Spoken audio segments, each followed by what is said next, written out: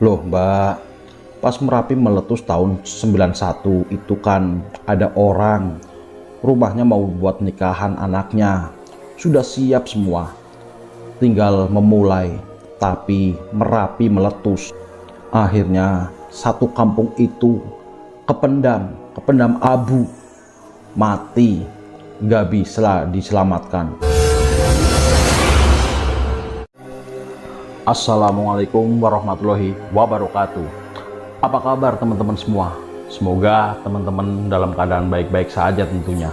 Semoga teman-teman dilimpahkan rezeki dan diberi kesehatan selalu. Untuk teman-teman jangan lupa like, komen, subscribe, dan tekan tombol loncengnya. Kembali lagi dengan kami, Sultan Prabu, dalam segmen Cerita Mistis Pendakian. Cerita ini kejadian beberapa tahun yang lalu. Suatu hari, Atta dapat job nyanyi malam hari.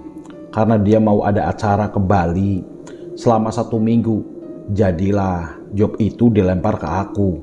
Nah, kebetulan hari itu aku udah janjian sama Bayu mau ke pantai. Akhirnya pagi itu aku ke pantai dulu. Cuma duduk-duduk, terus pulang ke Jogja naik motor.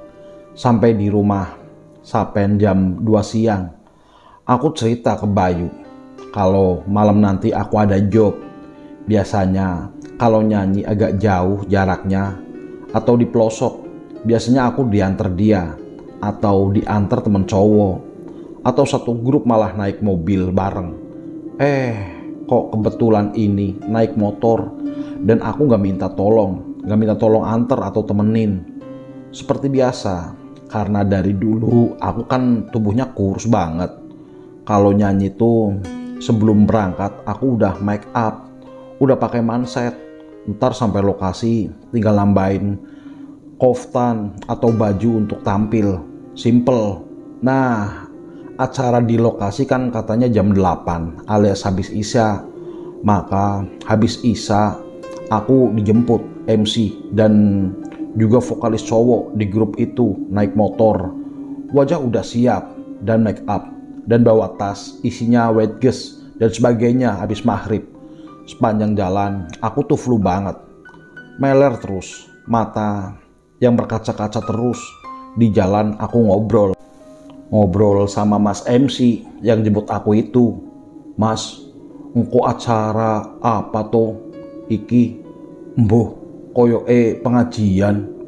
Oh, berarti awak dewe nyanyi seperti biasanya ya, pembukaan bareng 2 lagu terus bar nyanyi siji-siji yo koyo ngono wae. Mengko yen ono kon kiroah kowe yo soft yo Mas, insya Allah siap. Dah berjalan lagi, ngobrol lagi. Sepanjang perjalanan aku ketemu dengan kru yang lain. Ada 6 orang naik motor. Jadi pada bawa alat, ada keyboard, kendang, gitar, penyanyi lagi, dan asisten di grup kami. Perjalanan biasa aja, beriringan menuju lokasi. Setelah sampai masuk daerah atas Merapi, mulailah aku melihat-lihat sesuatu yang aneh di jalan. Aku ngerti, simbah ngangkut air di ember, dipukul pakai kayu kayak orang jualan putu zaman dulu itu loh, paham gak sih? Terus aku batin, di gunung kurang air, kok mbahe ngangkuti banyu ya? Tapi aku diem aja, gak cerita atau tanya ke yang nyopir. Lebih naik ke atas lagi, aku melihat mall yang pengunjungnya banyak banget. Mall bener-bener mewah. Kembali aku berkata, wah neng kene rame banget yo Mas. Tak pikir neng gunung sepi, tiba ke ruame. Masnya jawab, yo rame sof, sepi, adem neng kene. Bien cen rame, tapi bar Merapi nanjok do pindah. Oh iyo tuh Mas. Terus naik sampai ketemu jembatan. Semua kru yang lewat nyalain klakson sambil bilang nuwun sewu. Aku langsung tanya, "Lah, ngapa tuh Mas kok nuwun sewu? Kan gak ono uwong." Jadi, biyen kisof jembatan iki ketimbun Merapi. Wong-wong akeh sing kependem nang kene. Ora iso dislametke. Wesan, wong Jogja nek lewat do kula nuwun menghormati sing wis ra ono. Oh, iya to Mas. Lah, kuwi omahe sapa Mas? Kok nang pinggir jembatan banget? Mbuh, ra weruh, paling omahe petugas. Aku nunjuk rumah petak terbuat dari triplek, tapi terang banget lampunya. Setelah lewat jembatan, terus ku berhenti sambil ngecek HP, memastikan alamat sesuai yang dikasih pihak pengundang. Salah satu dari mereka bilang, "Lah, jare kene, iki lah ya pas, tapi rono unen-unen." Yo wes jajal takok wong, sopo to sing dijob, mbok dihubungi dhisik genahe neng ndi. Wingi le ngejob teng FBJ. Karena aku yang dari berangkat udah meler dan air mata milih terus karena flu, ya cuma bisa diem aja ngikut mereka. Akhirnya satu rombongan terus naik ke atas, berhenti di tempat gelap banget. Tiba-tiba ada suara. Salah siji kru kami langsung bengong, "Asu, bajingan, ayo gas." Lucu sih, tapi kesel banget. Nah, tiba-tiba ada bapak-bapak di pinggir jalan. Terus salah satu di antara kami tanya alamat yang kami cari. "Oh, nggih, niki alamate." Sambil nunjuk kedua rumah yang ada di sebelah kanan kami. Kami suruh parkir motor di depan rumah yang bangunan masih baru, cuma gak ditempatin. Dalamnya banyak tumbuhan liar, layaknya rumah kosong. Akhirnya setelah parkir, kami disuruh masuk ke rumah sebelahnya. Cerita dimulai. Aku, MC, penyanyi cewek satu lagi, dan suaminya, dan keempat orang lainnya masuk ke rumah. Begitu masuk, dari pintu sampai ruang tamu ada taburan bunga. Aku noleh ke pojok kanan, ada sesajen, kelapa, bunga-bungaan, pisang, jajanan, dan sebagainya, layaknya sesajen Jawa. Aku berkata dalam hati, "Ini acara apaan sih? Gak ada apa-apa, tapi ada sajen. Mana rumah masih baru, belum dilepah temboknya. Gelap amat nih rumah."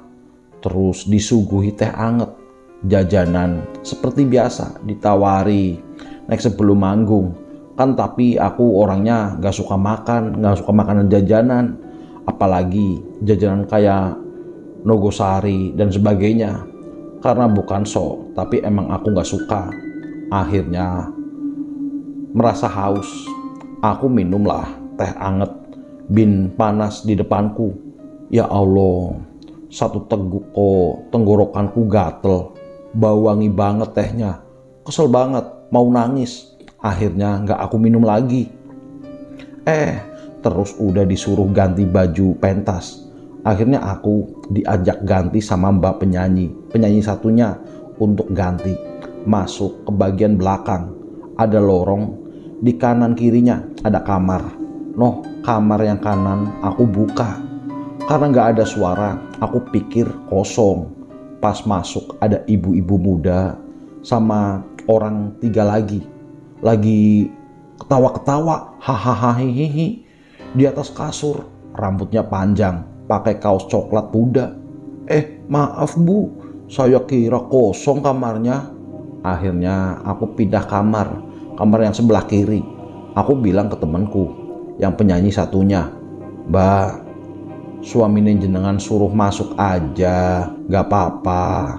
Aku udah pakai manset kok, udah pakai legin. Nih tinggal pakai baju, gak buka-buka kok." Akhirnya di kamar ganti ada aku, mbak itu, dan suami. Masih baru 5 menit ganti. Karena penyanyi satuku itu harus pakai jilbab, jadi kan waktunya kurang mungkin untuk dandan. Tiba-tiba diteriaki dari luar, digedor-gedor pintunya.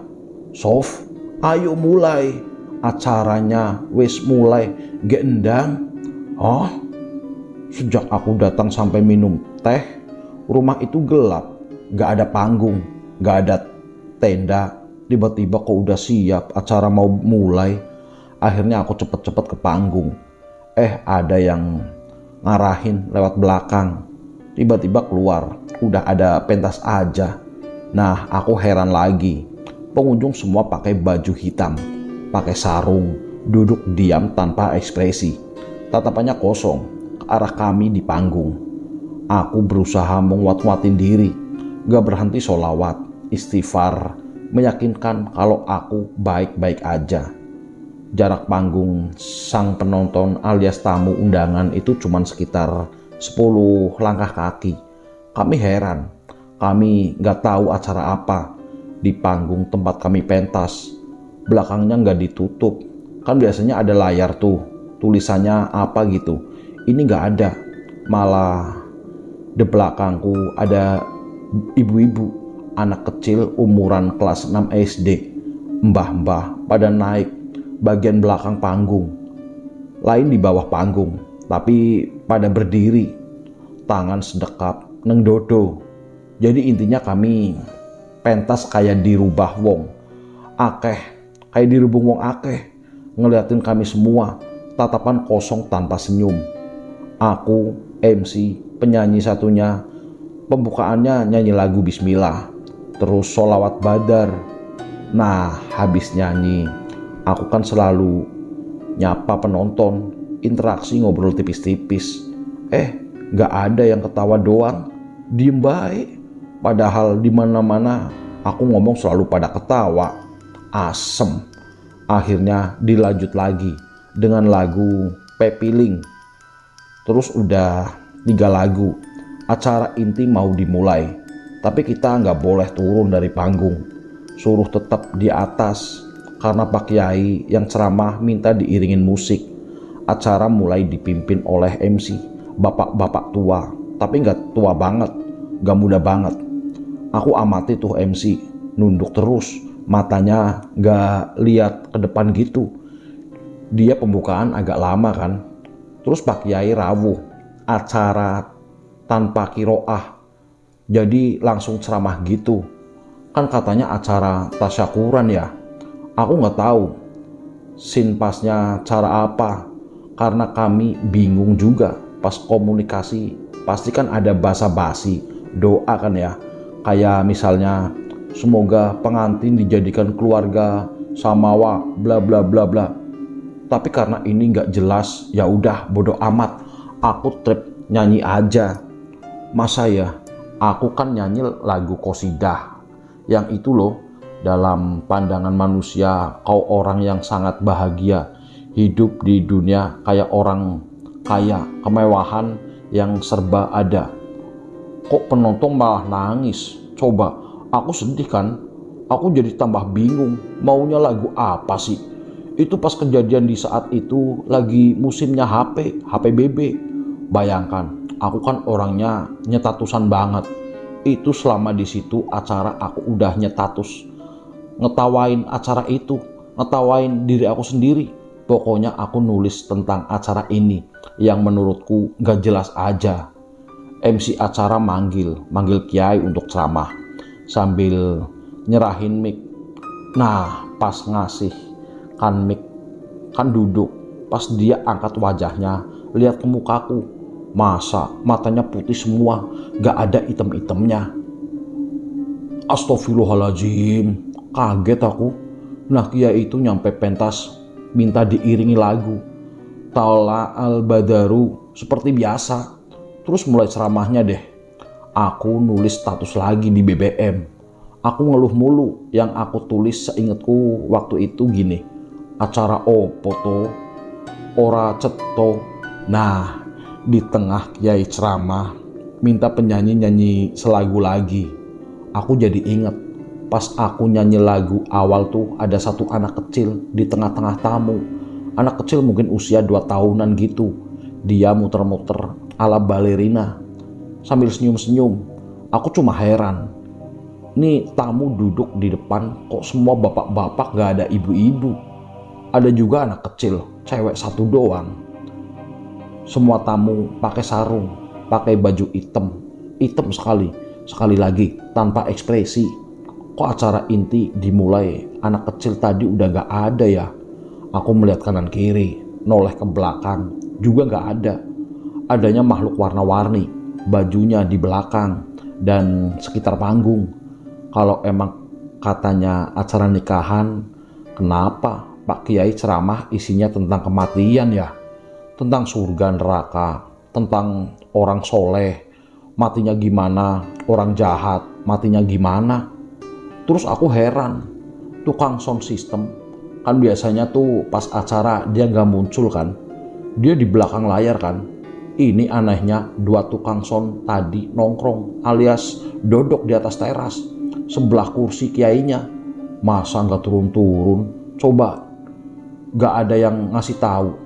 Acara terasa lama banget, gak selesai-selesai ya Allah. Sampai aku lihat semua kru itu pada bete, pucat, gelisah. Aku gak berhenti-henti nyetatus di BBM juga. Aku ngeliat tukang gendangnya pucat banget dan nunduk terus. Aku terus BBM-in dia. Mas, kok pucat banget sampean?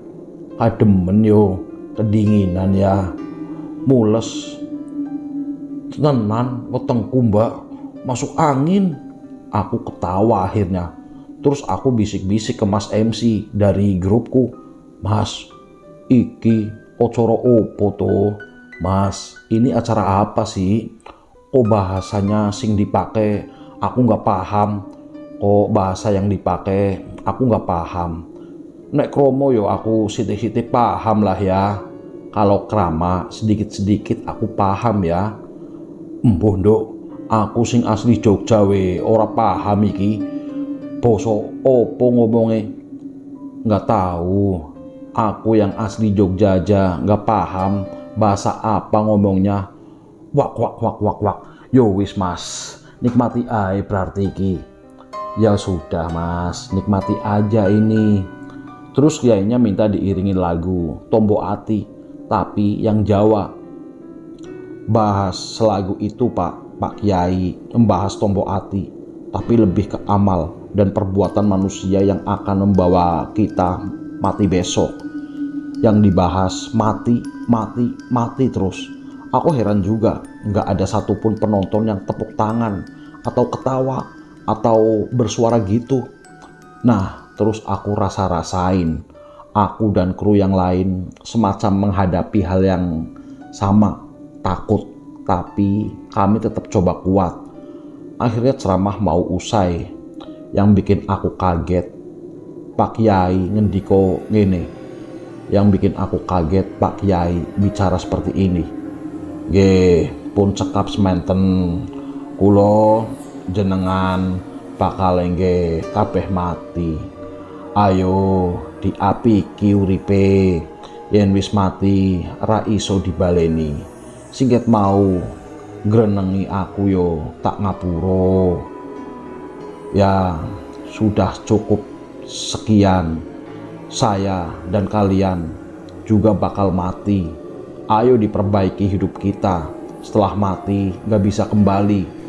Yang dari tadi ngomongin aku juga tak maafkan. Oh my god, kan aku yang dari tadi gerendengi ya. Yang ngomongin tuh aku tadi.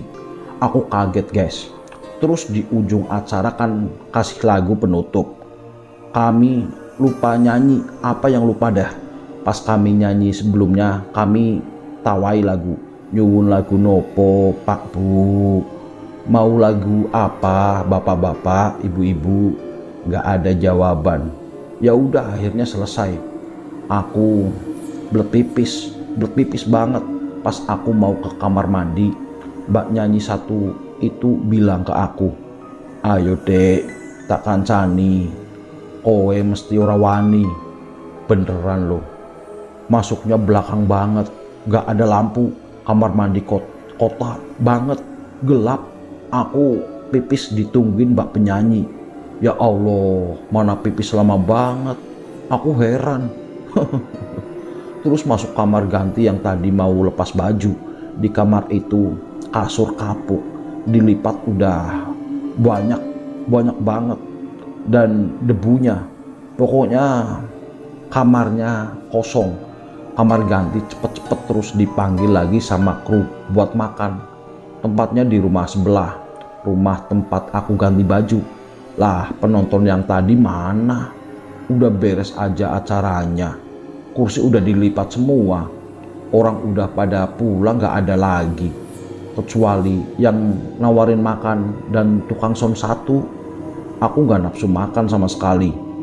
Hidangan udah adem banget dan ini udah jam 1 malam. Gak tahu dah, aku mau minum air putih merek Aqua, tapi aku kaget karena Aqua itu kemasannya tahun 90-an. Sedangkan kejadian ini udah di atas tahun 2012. Akhirnya aku gak minum kan, gak makan, gak minum. Yang makan cuma tukang keyboard, asistennya, dan tukang gitar. Kami cepet-cepet pulang karena udah sepi banget, gak ada orang. Nah, ini masih belum selesai ceritanya. Lanjut lagi. Kami perjalanan pulang. Yang tadinya berangkat pada santuy, naik motor, pada pelan, gak ada yang kebut-kebutan.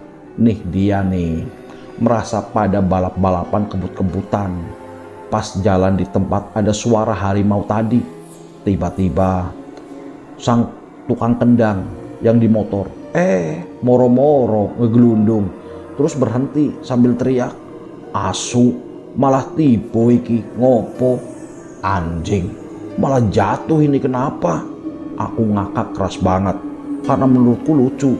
Jalannya licin karena banyak pasir, berliku banget. Jarak lokasi acara dengan Gunung Merapi cuma 5 kiloan guys. Dingin, serem, berdebu pula. Astagfirullahaladzim, ada-ada aja dah. Terus ini turun ke bawah terus. Aku hawane wes gak enak blas. Panas rasanya awakku, suaraku agak serak, dingin pula. Aku perasaannya udah gak enak banget. Panas rasanya badan aku, suaraku juga serak, dingin banget. Lewat jembatan yang tadi lagi guys. Motor aku paling terakhir ini, karena mas yang nyopir kesel, balap-balapan terus, dan satu grup yang bener dalam arti sholat rajin ya. Ya cuma yang naik motor sama aku coy. Dia dulu juga nyantri di Kediri, tapi gak lama. Ya intinya alhamdulillah masih ada yang bener sak grup. Aku tuh ngerasa dari tadi ada yang ngikutin aku. Aku kayak risih tapi malas noleh. Terus aku lihat dari samping, kok ada bayangan gede banget ya. Aku lambaikan tangan sebelah kiri. Aku lihat, oh ini bayanganku. Terus aku gerakin kaki kiri. Oh ternyata ini bayangan kakiku. Lah terus ini bayangan gede banget. Bayangan apa sih? Kok ngikutin terus? Pas aku mau noleh, di atasku aku lihat ke atas, jarak 2 jengkal. Wajah genderuwo, gede, elek, ngeri, serem, mangap di depan wajahku. Wajah genderuwo besar, jelek, ngeri, ada di depanku. Astagfirullahaladzim, aku langsung nyebut itu. Aku masih tetap berusaha tenang, gak jatuh dari motor. Aku baca terus, Bismillahirrohmanirrohim, Bismillahirrahmanirrahim. Itu guys. Mas ngebut, ayo ngebut mas. Aku nembok-nembok pundak mas yang nyopirin aku. Ono opo si Sof, wis pokoknya kami ngebut nguber kru yang lain yang awalnya berangkat lewat Maguwo. Gak tahu tiba-tiba kita juga lewat barat, menerobos jalan penuh pohon-pohon. Pokoknya jauh banget. Ya Allah, aku lihat semua pucet, semua ngebut buru-buru sampai rumah. Rumahku paling jauh guys, di Sapen. Waktu itu aku masih ngekos, aku BBM. Cuk, aku OTW pulang ya, jangan tidur dulu cuk, aku dalam keadaan darurat. Ada apa cuk? Kamu kenapa? Aku di dunia lain. Oke, tak telepon Obi. Atta bilang gitu. Atta cerita kalau aku tadi nyanyi di Merapi, bla bla bla bla. Atta nunggu aku di kos sama temanku dan tetap nunggu instruksi bapakku. Perjalanan Merapi ke Sapen 3 jam. Aku sampai Sapen jam 3.20. Pas masih di daerah atas tadi, kami semua berhenti di pinggir jalan. Pemimpin kami bilang, "Wes, sing ngerti awak dhewe wae. Ra usah dibahas. Lah iki jane sing ngejob sopo ce? Ora cetha tenan. Hayo kowe wengi jelas jare FB. Sudah. Yang tahu kita saja, gak usah bahas ini. Lah ini yang ngejob itu siapa? Katanya dari FB." Ya intinya gitu-gitulah. Aku diantar sampai Sapen sama mas yang dari awal boncengin aku. Gak tahu, tiba-tiba pokoknya udah sampai UII Jakal bos. Kami ngos-ngosan. Kebayang gak sih? Ya Allah, astagfirullahaladzim. Yang bikin kami balap-balapan pas pulang. Karena pas ditawari makan, pemimpin grup kami tanya ke ibu yang nyiapin makan, "Ngapunten, niki sakjane acara nopo nggih? Kok mboten-mboten acara inti? Maaf, ini sebenarnya acara apa ya? Kok nggak ada acara inti?" Sambil senyum ibu itu jawab, dan jawabannya bikin aku muntah, kaget banget. Asline niki acara simah nikah pak, tapi ngapunten, memanteni niki sampun meninggal dados ditasyakuri mawon. Bajiku wasem. Ya aslinya ini acara nikahan pak, tapi maaf, pengantinnya sudah meninggal, jadi disyukuri saja. Langsung tambah merinding, ancur. Aku sebelum menuju pulang ke Sapen, kata mas yang nyopirin tadi ditawari, "Sof, turu nggonku wae yo. Bojoku ben turu karo sampeyan mengko. Soal wis wengi banget, ameh nganterke ndono. Sof, tidur di tempatku aja, biar istriku nanti tidur sama kamu. Soalnya udah malam nih. Mas, please aku balik aja mas. Atau udah nunggu di kos?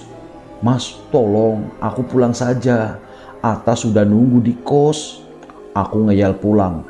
Aku wis gak kuat awak, meriang banget, apot banget. Udah susah ngomong karena serak.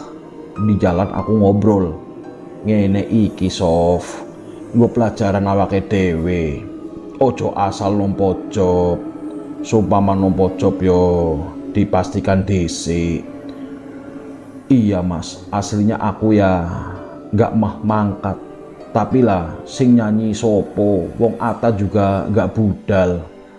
Gini Sof, ntar kalau buat pelajaran diri kita, jangan asal nerima job. Seumpama nerima job dipastikan dulu." "Iya mas, aslinya aku ya gak mau berangkat. Tapi lah yang nyanyi siapa? Orang Atta juga gak berangkat. Karena di grup kami yang inti nyanyinya lagu religi qosidah ya aku dan Atta. Lainnya lagu Jawa." Akhirnya ya diantar sampai kos. Terus aku ketok gerbang. Atta udah siap menyambutku. "Mas, nuwun yo, sampean hati-hati balike." "Mas, terima kasih ya. Sampean hati-hati pulangnya." Sampai rumah aku cerita ke Atta. Dia bilang, "Nih, mata Abi suruh ngamalin ini. Cepet wudhu." Aku lemes banget. Aku lemes pol pokoknya, awakku wis panas. Terus aku tidur. Paginya aku cerita ke Bayu, "Bur, semalam bla bla bla bla. Lah awakmu ngopo gak minta tolong antar aku? Kan biasanya juga tak anter nek ado. Nek ono kejadian koyo ngene kan pas aku ora melu." Lah Kamu gimana? Gak minta tolong antar aku? Kan biasanya juga minta tolong antar kalau jauh. Kalau ada kejadian kayak gini, pas aku gak ikut. Iyo Pur, sepurane dilalah pas ora libur ngajimu. Iya Pur, maaf. Kebetulan pas gak libur ngajimu. Yo wis, ayo parani tempate. Kita cek lagi. Yo wis, kita temui tempatnya.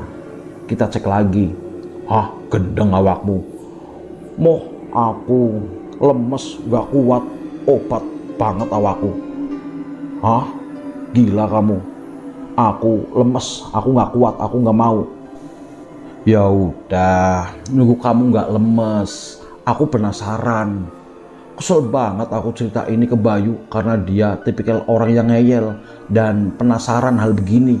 Akhirnya hari ketiga, keempat setelah kejadian aku dan Bayu naik lagi ke sana. Aku bilang ke dia, aku mau ke sana asal siang atau pagi, gak mau sore. Oke, kata dia. Naik motor berdua dari Sapen ke Merapi, berangkat jam 1 dari Sapen. Kamu masih inget jalannya? Masih Bur, ayo terus naik. Aku lewat jalan sesuai berangkatnya guys.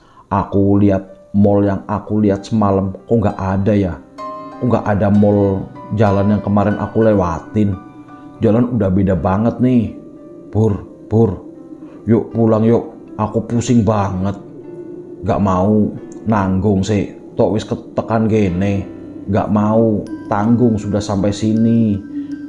Akhirnya kami lanjutin lagi perjalanannya.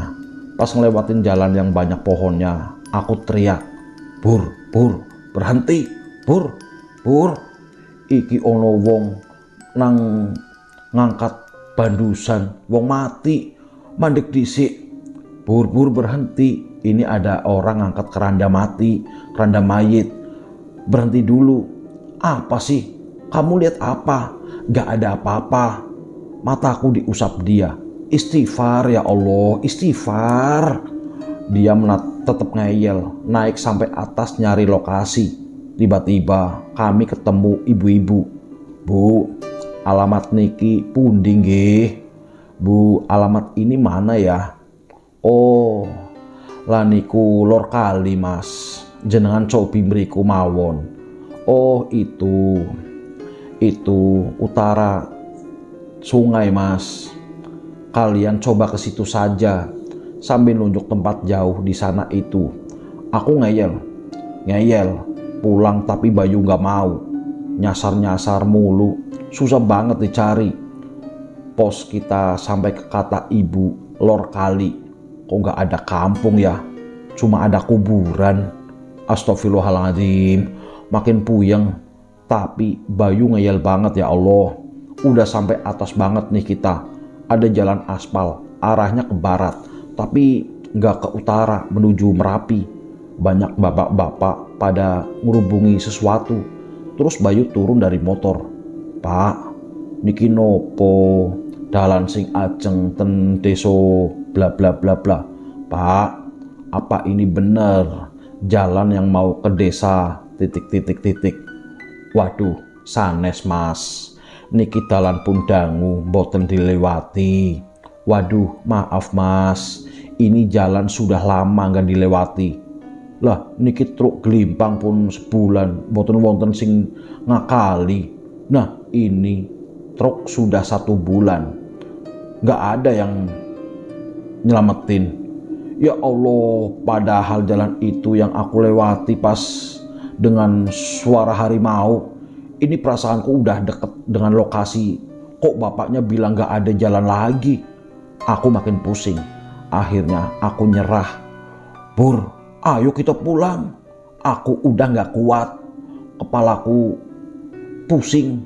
Badan capek banget. Akhirnya dengan penuh kecewa, Bayu mau pulang. Dan sampai hari ini dia masih penasaran. Tahu gak? Aku sakitnya lanjut sampai seminggu. Kru yang lain semua sakit seminggu juga. Kami semua menutup cerita ini. Aku aja yang speak up. Itu pun udah lama banget kejadiannya. Kata bapakku, Aku emang bener-bener di dunia gaib. Jelasin ini itu, Gendurwo yang ngikutin aku gak sampai kos, dia cuma sampai SD Sapen. Orang tua kebetulan bisa nambani hal itu. Orang tuaku kebetulan bisa nyembuhin hal itu. Jadi bapakku bantuin menetralisir dari rumah. Alhamdulillah, aku udah sehat dan membaik. Kru juga udah pada sehat. Besok-besok si tukang keyboard sampai berhenti berbulan-bulan gak ambil job karena saking traumanya. Semua yang di lokasi saat itu semua bukan manusia. Aku bener-bener di dunia gaib. Capek banget badan ini. Gak nyangka dapat pengalaman kayak gini. Aku masih ingat kejadian dan wajah-wajahnya. Percakapan aku juga masih ingat. Cuma aku gak mau aja kalau sampai aku dapat pengalaman kayak gini lagi. Semoga dari cerita ini kita semua bisa lebih hati-hati. Jangan lupa berpikir, kenapa aku bisa kuat dan tetap fokus pas kejadian? Yaitu tadi karena aku emang ngamalin amalia yang selalu aku baca ketika dalam keadaan kayak gini. Ini cerita aku gak ngarang ya, sama sekali. Pas aku cerita ke orang-orang Jogja asli, ada salah satu respon kayak gini. Loh mbak, pas Merapi meletus 91, kan ono wong omahe nikahane anake, wes siap kabeh, wes gari mulai, tapi Merapi meletus. Akhirnya sak kampung ikui kependem awu, mati, ra iso diselametke. Hah? Serius mbak? Loh mbak, pas Merapi meletus tahun 91 itu kan ada orang rumahnya mau buat nikahan anaknya, sudah siap semua, tinggal memulai, tapi Merapi meletus. Akhirnya satu kampung itu kependam abu, mati, gak bisa diselamatkan. Hah? Serius mbak? Yo, wallahu a'lam. Percaya gak percaya, katanya aku udah ngalami. Dan gak cuma bapakku kok yang bilang, tapi seluruh kru yang udah pada tanya ke kiai mereka masing-masing, mencoba meyakinkan kejadian ini. Dan semuanya memang iya. Makanya aku udah jarang ambil job nyanyi di desa. Maksudnya yang menurutku itu masuk pelosok. Aku ambil job nyanyi yang jelas-jelas aja, kayak event atau depak gitu. Makasih udah setia membaca. Aku udah mencoba cerita dengan detail, tapi masih ada beberapa yang belum aku tulis. Maklum, aku selalu merinding tiap nulis atau cerita kejadian ini. Padahal udah lama banget.